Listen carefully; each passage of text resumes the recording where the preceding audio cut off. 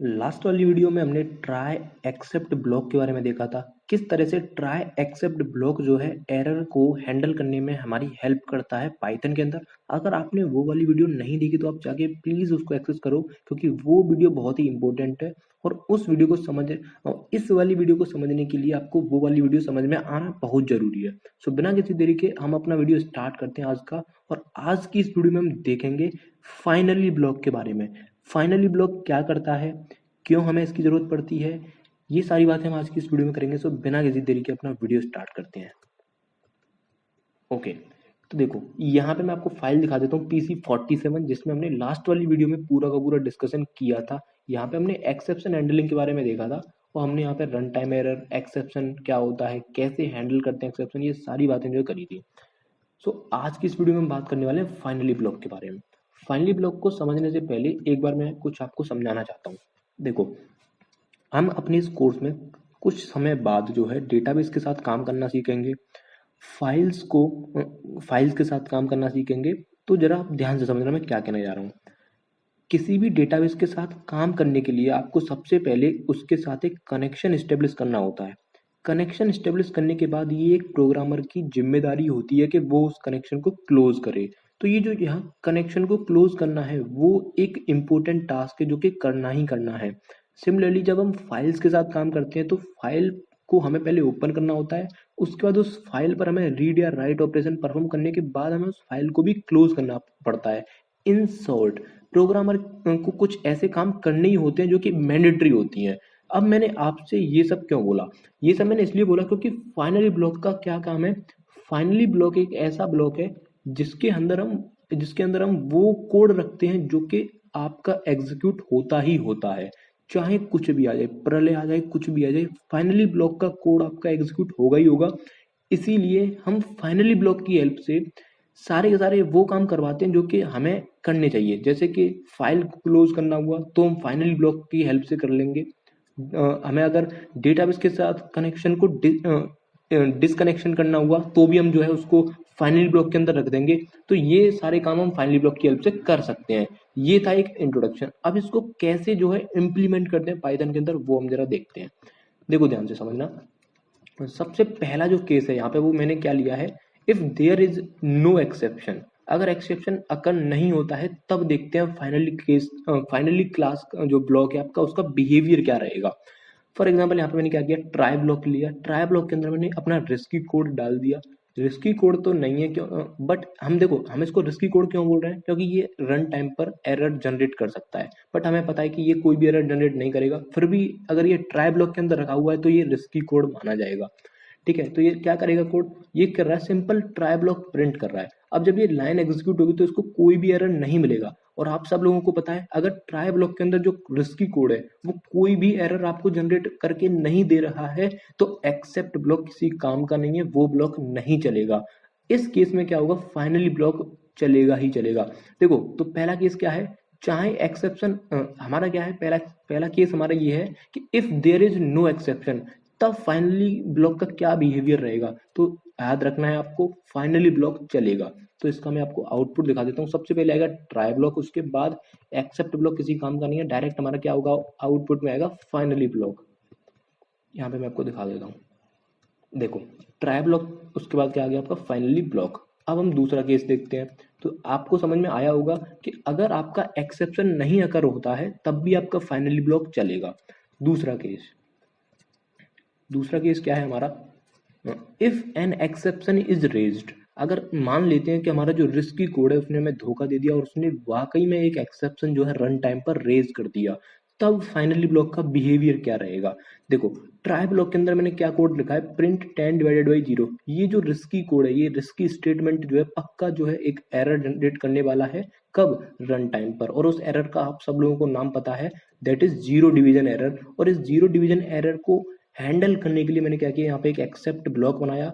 Except block के साथ साथ मैंने यहाँ पे उस एरर का नाम भी लिखा जो कि जनरेट होगी। हम सबको पता है जीरो डिवीजन एरर पहले से ही एक बुल्ट इन एक्सेप्शन है जिसको मैं यहाँ पे हैंडल कर रहा हूँ। ठीक है, उसके बाद यहाँ पे क्या प्रिंट होगा, डिवाइड बाई 0। एंड देन अब इस केस में बात करते हैं क्या फाइनली ब्लॉक चलेगा, हाँ चलेगा। चाहे एक्सेप्शन, देखो पहला केस क्या था, एक्सेप्शन नहीं आया फिर भी फाइनली ब्लॉक चला। दूसरा केस क्या है, एक्सेप्शन आया तब भी आपका फाइनली ब्लॉक चलेगा। बस आउटपुट देख लेते हैं एक बार इसका।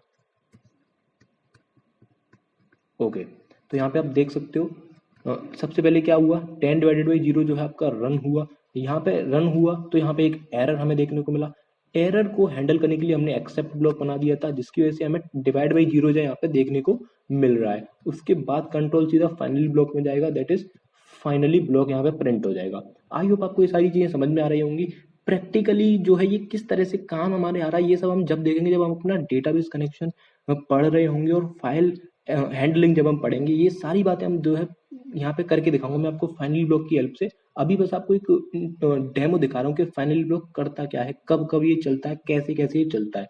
ठीक है, तो लास्ट हमारा केस नहीं है, बल्कि जो हमारा थर्ड केस है वो क्या है वो मैं आपको यहाँ पे दिखा देता हूँ। उसका कोड जो है वो ऑन कमेंट कर देता हूँ। फॉर एग्जाम्पल यहाँ पे क्या हुआ, if an exception is raised but the except block does not handle that particular exception. तो देखो पहला केस क्या था, एक्सेप्शन आया ही नहीं तब भी फाइनली ब्लॉक चलेगा। दूसरा केस क्या है, एक्सेप्शन आया फाइनली ब्लॉक फिर भी चलेगा। तीसरा केस क्या है, एक्सेप्शन तो आया लेकिन एक्सेप्ट ब्लॉक उसको हैंडल नहीं कर पाया, तब हम देखेंगे क्या हमारा जो फाइनली ब्लॉक है वो चलेगा या नहीं चलेगा। तो देख लेते हैं यहाँ पे, देखो ट्राई, ट्राई ब्लॉक के अंदर मैंने यहाँ पे रिस्की स्टेटमेंट रख दिया। ऑब्वियस सी बात है मेरे को रन टाइम एरर देखने को मिलेगा, एक्सेप्शन जनरेट होगा। और जब एक्सेप्शन जनरेट होगा तो इस एक्सेप्शन के करस्पॉन्डिंग एक्सेप्ट ब्लॉक नहीं है, यहाँ पे वैल्यू एरर एक्सेप्शन के करस्पॉन्डिंग है, लेकिन हमें यहाँ पे क्या मिलेगा, जीरो डिवीजन एरर एक्सेप्शन जो है हमें देखने को मिलेगा। इसीलिए यहाँ से कंट्रोल सीधा, देखो ध्यान से समझना, यहाँ पे ये वाला एक्सेप्ट ब्लॉक नहीं चलेगा। क्यों, क्योंकि ये एक्सेप्ट ब्लॉक इस वाले एक्सेप्शन के करस्पॉन्डिंग है ही नहीं। तो होगा क्या, सबसे पहले देखो ध्यान से समझना, ये केस बहुत इंपॉर्टेंट है, ये थर्ड वाला केस बहुत इंपॉर्टेंट है। यहाँ पे क्या हुआ, जब ये स्टेटमेंट चला तो एक एरर आया और उस एरर को मैंने यहाँ पे हैंडल नहीं किया है। ठीक है, मैंने किसी दूसरे एरर को हैंडल कर लिया है, तब क्या होगा, तो ध्यान से समझो। सारा काम छोड़ के इंटरप्रेटर सबसे पहले क्या करेगा, इस फाइनली ब्लॉक को चला देगा, उसके बाद आपको एक एक्सेप्शन देगा।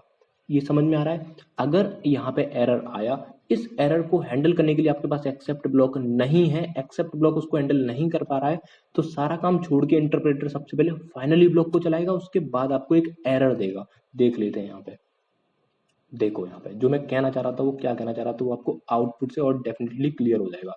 तो सबसे पहले देखो यहाँ पे क्या हुआ, सबसे पहले मैंने क्या बोला था, जैसे ही यहाँ पे एरर आया सारा काम छोड़ के इंटरप्रेटर ने क्या किया, यहाँ पे देखो फाइनली ब्लॉक जो है वो क्या कर दिया, मेरे को प्रिंट करके दे दिया।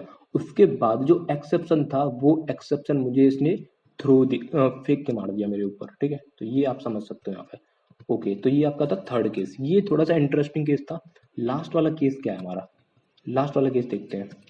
If an exception is raised inside the except block, मतलब हुआ क्या, पहला केस, दूसरा केस, तीसरा केस देखने के बाद जो लास्ट केस है वो थोड़ा सा और अच्छा है और इंटरेस्टिंग केस है। वो क्या कह रहा है, देखो if an exception is raised, exception raise हुआ, आपने एक्सेप्ट ब्लॉक भी सही लिखा, देखो ध्यान से समझना, एक्सेप्शन रेज हुआ और एक्सेप्ट ब्लॉक आपने लिखा। फॉर एग्जाम्पल यहाँ पे मैं क्या लिखता हूँ, zero division error, zero division error. ध्यान से समझना, यहाँ पे मैंने क्या किया, 10/0 किया।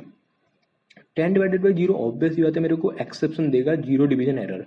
इस एक्सेप्शन के करस्पॉन्डिंग मैंने यहाँ पे एक्सेप्ट ब्लॉक बना के रखा है, जिसका नाम क्या है, जीरो डिवीजन एरर। ओके, जब इंटरप्रेटर इस एक्सेप्ट ब्लॉक के कोड को एग्जीक्यूट करेगा तो वो देखेगा कि यहाँ पर भी अपने आप में एक क्या है, एक्सेप्शन जो है जनरेट होने वाला है। तो होगा क्या, फिर से वही काम क्या होगा, सबसे पहले सारा काम छोड़ के फाइनली ब्लॉक जो है चलेगा, उसके बाद ये एक्सेप्शन हमें देखने को मिलेगा। तो इन शॉर्ट अगर मैं सारी चीजें कंक्लूड करूं तो देखो, ट्राई ब्लॉक के अंदर एक्सेप्शन आए या ना आए, एक्सेप्ट ब्लॉक के अंदर एक्सेप्ट ब्लॉक उस एक्सेप्शन को हैंडल कर पाए या ना कर पाए, फाइनली ब्लॉक चलेगा। धरती पलटे कुछ भी हो, फाइनली ब्लॉक चलेगा ही चलेगा। तो यहाँ पे मैं आपको दिखा देता हूँ, देखो यहाँ पे, इसको थोड़ा सा मैं इसको ऊपर करता हूँ, इसको मैं पूरा का पूरा एक बार डिलीट करके दोबारा से चलाता हूँ, जिससे कि एक अच्छा आइडिया आपको देखने को मिलेगा। ठीक है, ओके, देखो सबसे पहले हुआ क्या, इस एरर को समझते हैं, इस पूरे के पूरे आउटपुट को समझते हैं। सबसे पहले जब हमने यहाँ पे देखा 10/0 तो हमें मिला एक एक्सेप्शन। ठीक है, इस एक्सेप्शन को हैंडल करने के लिए हमारे पास एक्सेप्ट ब्लॉक तो है, लेकिन ये एक्सेप्ट ब्लॉक किसी काम का नहीं है, क्योंकि इसके अंदर भी अपने आप में क्या है, एक एक्सेप्शन हमें देखने को मिल रहा है। ठीक है, अब इस एक्सेप्शन की वजह से क्या हुआ भाई, इसको तो कोई हैंडल नहीं करने वाला, इसलिए सबसे पहले क्या करेगा, ये इस फाइनली ब्लॉक को जो है प्रिंट कर देगा। यहाँ पे फाइनली ब्लॉक प्रिंट हुआ, उसके बाद ये 10/0 इसके बारे में जो इसने यहाँ पे मैसेज दे दिया है, कुछ इस तरह से आप देख सकते हो, 10/0 यहाँ पे इसके बारे में एक्सेप्शन दे दिया। उसके बाद यहाँ पे फिर इसने एक और एक्सेप्शन दिया है, during the handling of the above exception another exception is occurred. मतलब यहाँ पे दोनों ही, इन दोनों के करस्पॉन्डिंग आपको एरर देखने को मिल गया। इन शॉर्ट आपको बस इतना याद रखना है, चाहे आपका एक्सेप्ट ब्लॉक के अंदर एरर आए, चाहे कहीं भी एरर आए, आपका फाइनल ब्लॉक चलेगा ही चलेगा। आई होप आपको समझ में आया होगा। तो ये था आपका पूरा का पूरा एक्सेप्ट ब्लॉक के बारे में, सॉरी फाइनली ब्लॉक के बारे में पूरा का पूरा जो हमने डिस्कशन यहाँ पे कर लिया है। आई होप आपको समझ में आया होगा। आपके काम की चीज बस इतनी है, आपको कुछ नहीं करना। एक बार मैं आपको एक चीज और बता देता हूँ, ये जरा डायग्राम देखिए, आपके लिए मैंने बना के रखा है। ट्राई ब्लॉक के अंदर फॉर एग्जाम्पल यहाँ पे मैंने एक ट्राई ब्लॉक लिया है, जिसके अंदर कुछ कोड लिखा हुआ है। ये code A B C 3 exception generate कर सकता है, जरूरी नहीं कि ए ही करे, ये ए बी सी तीनों में से कोई भी एक जनरेट कर सकता है। फॉर एग्जाम्पल अगर इसने ए एक्सेप्शन जनरेट किया तो क्या होगा, सबसे पहले यहाँ पे हम एक्सेप्ट ब्लॉक की हेल्प से इसको हैंडल करेंगे। उसके बाद सीधा कंट्रोल कहाँ पे जाएगा, सीधा कंट्रोल जाएगा फाइनली ब्लॉक के पास। ठीक है, मान लेते हैं ए एक्सेप्शन ए जो है जनरेट नहीं हुआ, एक्सेप्शन बी जनरेट हुआ, तो क्या होगा, ये वाला जो ब्लॉक है आपका एग्जीक्यूट होगा, सीधा एग्जीक्यूट होने के बाद कंट्रोल फाइनली ब्लॉक पे जाएगा।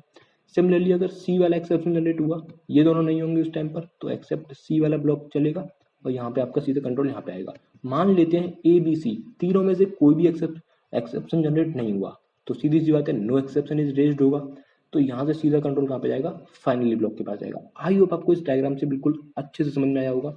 अगर आपको वीडियो थोड़ा सा भी अच्छा लगा हो तो प्लीज इस वीडियो को लाइक कर देना। बाकी मिलते हैं नेक्स्ट वीडियो में, तब तक के लिए टाटा बाय बाय।